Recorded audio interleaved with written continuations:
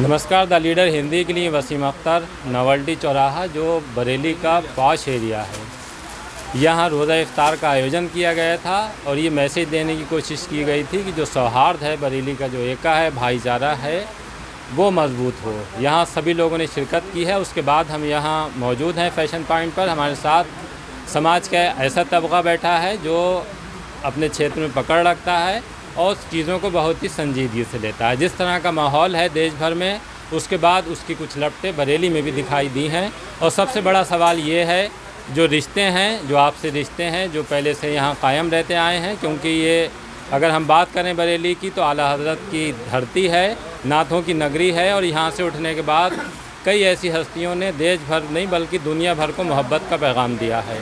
रिश्ते कैसे बचेंगे, इसी पर बात करने के लिए हमारे साथ ज्ञानी काला सिंह जी हैं, पवन सक्सेना सीनियर जर्नलिस्ट हैं, पाशा मियां नियाज़ी हैं, और उधर यूनिवर्सिटी के जो एडमिनिस्ट्रेटिव ऑफिसर रहे हैं ज़हीर अहमद, वो भी मौजूद हैं। और अगर हम उधर देखें तो समाज सेवी पम्मी खां वारसी और वसी अहमद वारसी जो शाहजादा वली दरगाह से जुड़े हैं, मीडिया प्रभारी हैं वहाँ के, और भी बहुत से लोग हैं। हम शुरुआत करेंगे, सीनियर जर्नलिस्ट हैं पवन जी से जानेंगे कि क्या होना चाहिए कि जो हमारे रिश्ते हैं, बरेली की पहचान है, वो कायम रहे। बहुत बहुत शुक्रिया वसीम भाई, बहुत ही मौजू विषय है, आपका सब्जेक्ट है। और मुझे ये लगता है कि हमें भारतीयता की तरफ वापस लौटना पड़ेगा। हमें दोबारा ये सोचना होगा कि हम कौन हैं और हमारा ये मुल्क जो बना, ये किस आधार पे बना, आइडिया ऑफ इंडिया क्या था, ये क्यों बना है। तो देखिए, ये हमारा बड़ा खूबसूरत देश है, ये बहुत सारी डाइवर्सिटीज़ को मिला के बना हुआ देश है। तो इस देश की अगर डाइवर्सिटी का हम सम्मान करेंगे, तब कहीं ना कहीं हमारी यूनिटी का भी सम्मान रहेगा। बहुत ही शर्मिंदगी की बात है कि कुछ जो वाक़े आपने अभी बताए और जो हो रहे हैं समाज में दिखाई दे रहे हैं, मुझे लगता है कि धीरे धीरे लोगों को ये बात समझ में आ जाएगी कि भारतीय होना सबसे अहम है और सबसे ज़रूरी है। किसी भी धर्म में, किसी भी रिलीजियस फेथ में हमारा यकीन हो, इसका कोई बहुत महत्व नहीं है, वो निजी मामला है। मैं किस धर्म में यकीन करता हूँ, मेरा रिलीजियस फेथ क्या है, आपका रिलीजियस फेथ क्या है, लेकिन उस सबसे ऊपर बात यह है कि हम भारतीय हैं। इस बात को हमें याद रखना है। अगर हम बरेली की बात करें तो मिली जुली संस्कृति अब से नहीं, बहुत लंबे वक्त से चली आ रही है। यहाँ गुरुद्वारे हैं, खानखाएँ हैं, मस्जिद हैं, मंदिर हैं, और सभी से जो मोहब्बत का पैगाम दिया गया है उसको लोगों ने माना भी है। क्या वजह रही है कि अब वो रिश्ते जो बहुत मजबूत हुआ करते थे उनमें कुछ गिरावट आई है? क्या मानते हैं इस बात में? मैं ज्ञानी काला सिंह, उधर चौकी चौराहे की मैं सेवा करता हूँ।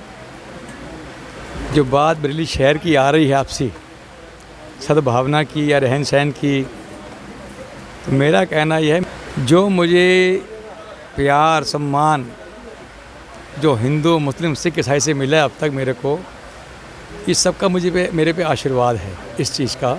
और यहाँ तक कि जो नाथ नगरी है, 4 धाम हमारे बरेली शहर के हैं, उसमें एक चुन्ना मियाँ भी हमारे हुए हैं बरेली शहर के, जिन्होंने मंदिर बनाया है चुन्ना मियाँ जी ने। और चुन्ना मियाँ जी ने ही एक गुरुद्वारा बनाया है, कोलापीर गुरुद्वारा जो बनाया था, वो जगह उनकी दी हुई है। तो हमारे यहाँ तो एक पिता एक कस के हम बारक, अव्वल अल्लाह नूर पाया कुदरत के सब बंदे, एक नूर ते शब्द उपजा को पले को मंदे, एक पिता एक कस के हम बारक। तो ये जो है, कोई बोले राम राम, कोई खुदाए, कोई सेवे गुसैया, कोई अल्लाह है। अल्लाह परमेश्वर वाहिगुरु सब एक ही है। हम सबको उसका सम्मान करना चाहिए। रूप अलग अलग हैं, नाम अलग अलग हैं, और हमारी जातियाँ अलग अलग हैं, लेकिन हमारा जो है जन्म और मरण जो है वो बंदगी से ही, समाज सेवा से। कृत करो नाम जपो वन सको, नानक नाम चढ़ करा तेरे बहाने सर्वदा भला। सबका भला मांगोगे, उसमें अपना भला है, परिवार का भला है, देश का भला है। जो भी काम करना है, देश के हित में काम करना है, समाज सेवा करके से अपनी सेवा का जन्म सफल करना है।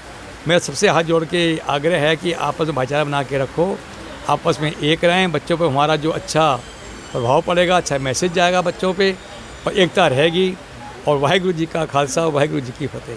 जो नफ़रतें फैलाने वाले लोग हैं वो सड़कों पर हैं, और जो मोहब्बत का पैगाम देते हैं वो सड़कों से बाहर, यानी अपने घरों में हैं, अपने ड्राइंग रूम में हैं। जिस तरह से वो नफ़रतें फैला रहे हैं, उस तरह से मोहब्बतों की बात कम हो गई है। देखो जी, शैतान तो हर जगह होता है, और बंदगी वाले पास शैतान टिकेगा नहीं, रुकेगा भी नहीं। और हम लोग एक रहेंगे। जो मैसेज जा रहे हैं बरेली के अंदर, सेवा आप लोग कर रहे हो, जो पासा मियाँ जी कर रहे हैं, हमारे भाई साहब साथ मेरे साथ बैठे हैं, एक्सचेंज करते हैं, कोई फ़र्क नहीं पड़ना इस चीज़ पे, ना बिगड़ेगा ना कोई किसी से हो पाएगा। देश की उन्नति हो रही है, शहर की उन्नति हो रही है, समाज एकजुट हो रहा है और प्यार से हम लोग रह रहे हैं, प्यार से रहते रहेंगे। हमारे साथ पाशा मियाँ भी हैं। पाशा मियाँ, इस वक्त मुसलमानों में देख रहा हूँ मैं कि ज़्यादा बेचैनी है, क्या लगता है कि इसकी वजह ये है कि पॉलिटिकल जिस तरह का वो सीन चाहते थे वैसा नहीं बन पा रहा है, या कुछ और वजह मानते हैं?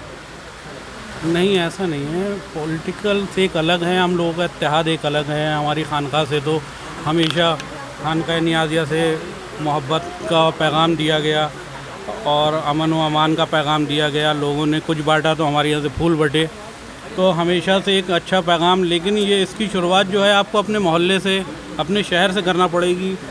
और सोशल मीडिया पे जो भी बदतमीज़ी चल रही है उसको दरकिनार करें। और उसमें बहुत सी फेक न्यूज़ें होती हैं, उससे नौजवान लोगों को थोड़ा बच के उससे चलें। और सबसे ज़्यादा उसका ये वजह वही है, सोशल मीडिया, उससे थोड़ा बचें। पहले जो राजनीति की दिशा होती थी वो समाज तय करता था, अब समाज की दिशा राजनीति तय करने लगी है। जैसे जो राजनीति चाह रही है कि समाज में किस तरह की चीज़ें चलें वो तय कर देते हैं। समाज में बड़े लोग हुआ करते थे, उनकी लोग बात मानते थे। जब कोई ऐसी बात आती थी कि जो उन्हें लगता था इससे समाज का नुकसान है तो उस सियासत को वहाँ से बैरंग लौटा दिया करते थे। लेकिन अब एजेंडा सियासत तय कर रही है, क्या वजह मान रहे हैं?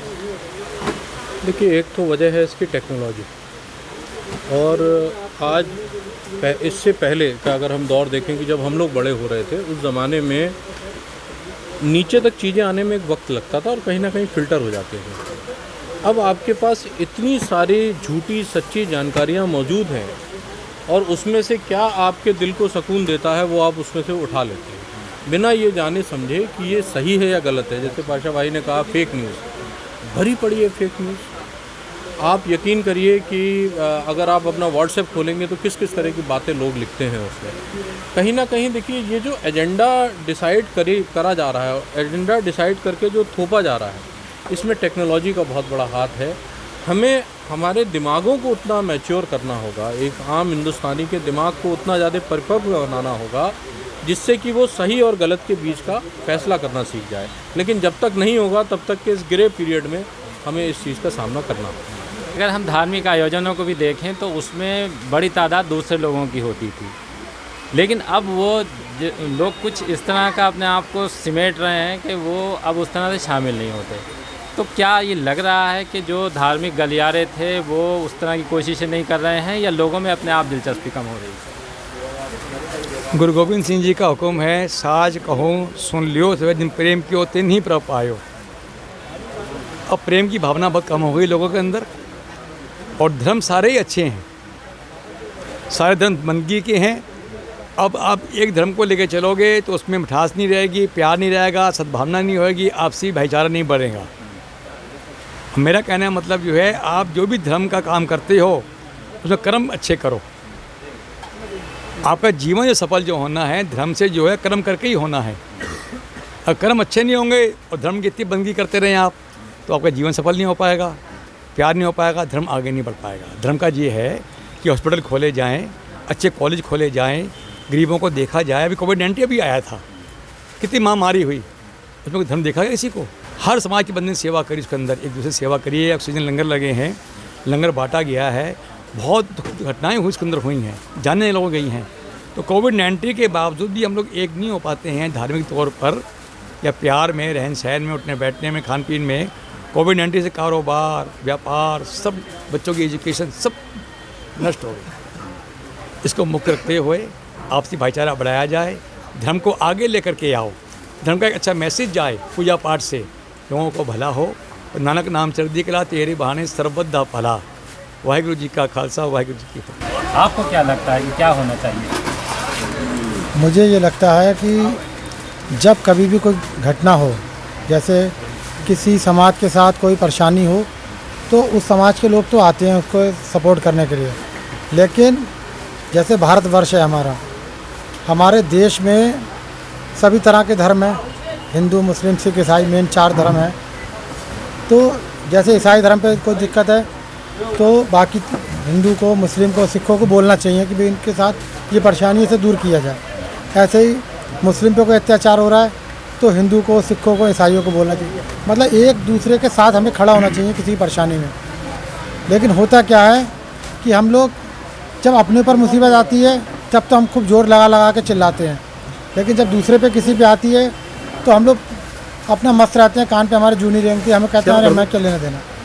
लेकिन अगर हिंदुस्तान है, अगर समाज है हमारा, सभी तरह के सभी धर्म के लोग हैं, तो हमें मिलजुल के उनके त्योहारों में भी, उनकी खुशियों में साथ रहना चाहिए।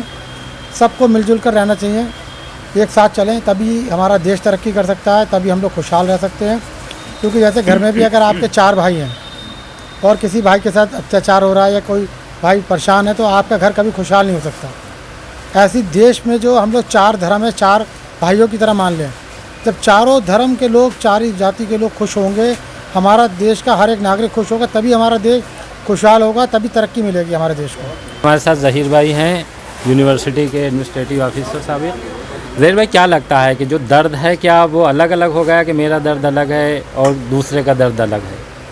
ये वसीम भाई, सबसे पहले द लीडर के लिए बहुत बहुत धन्यवाद कि एक अच्छा प्लेटफार्म मिला है पवन भाई, कि ताकि आज जो अपनी बात जो आप रख रहे हैं कौमी एकता की, ये दूर तक जाएगी। कहते हैं कि मैं तेरे दर्द का कुछ और नाम रखूँगा, मैं तेरे दर्द का कुछ और नाम रखूँगा, मगर तेरे दर्द में लज्जत भी पाई जाती है। लेकिन आज मैं एक बात कहना चाहूँगा, मैं यूनिवर्सिटी में हुआ, हिंदू, मुसलमान, सिख, ईसाई सभी बच्चे पढ़ते हैं। वहाँ के देखिए, वो एक दूसरे का पानी पीते हैं, एक दूसरे का खाना खाते हैं। कहाँ ऐसा माहौल है? कौमी एकता इससे अच्छा माहौल कहाँ मिलेगा? स्पोर्ट्स में देख लीजिए, अब मैं अक्सर क्रिकेट मैदान में चले जाइए, वहाँ अगर तेंदुलकर खेल रहे हैं या कोहली साहब खेल रहे हैं, अगर कोई खिलाड़ी बाहर का है, मुस्लिम है, अमला है, साउथ अफ्रीका का, वो पानी पी रहे, तो वही पानी, इससे कौमी एकता, मोहब्बत का पैगाम जाता है। लोग सीखें इससे, ये नफ़रत से काम नहीं चलेगा। अगर नफ़रत करेंगे तो एक दिन हम कमज़ोर हो जाएंगे। विकास तभी होगा जब हम सब मिलकर साथ चलेंगे।